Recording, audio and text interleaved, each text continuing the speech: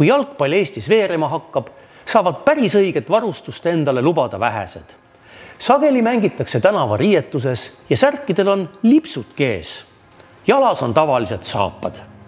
Hilisem koondislane ja Viini Austria profimeeskonnas palliv Arnold Pihlak on meenutanud, et ostis endale esimese jalgpalli Tallinnas 1917. aastal Kinga tänaval asunud raamatukauplusest.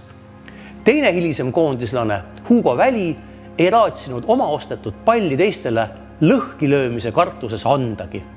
1919. aastal ostab Eesti Vabadussõjas soomusrongil teeninud Arnold Pihlak endale esimesed jalgpallisaapad, milleks kulub sõduri kuupalk.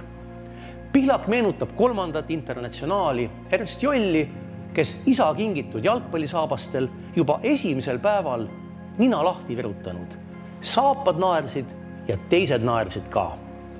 Seepeale meisterdanud Joll nahast riistapuu, mis käis paeladega saapa nina otsas ja saabas ei läinud enam kunagi katki.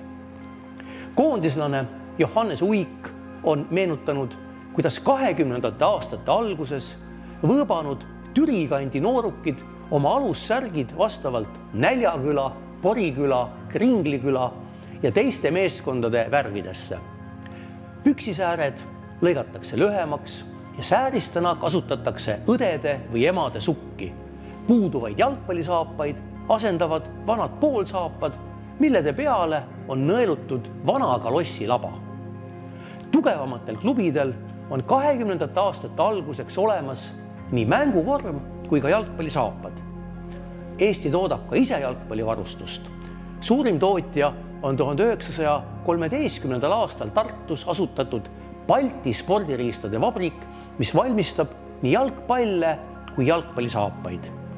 1921. aasta detsembris on vabrikus 36 ja aasta hiljem aga 60 töötajat.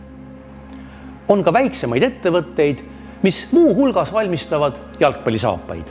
Näiteks 1918. aastal Tartus asutatud Julius Uguri saapavabrik, mis Eesti spordilehes reklaamib end Julius Uguri spordisaapa vabrikuna.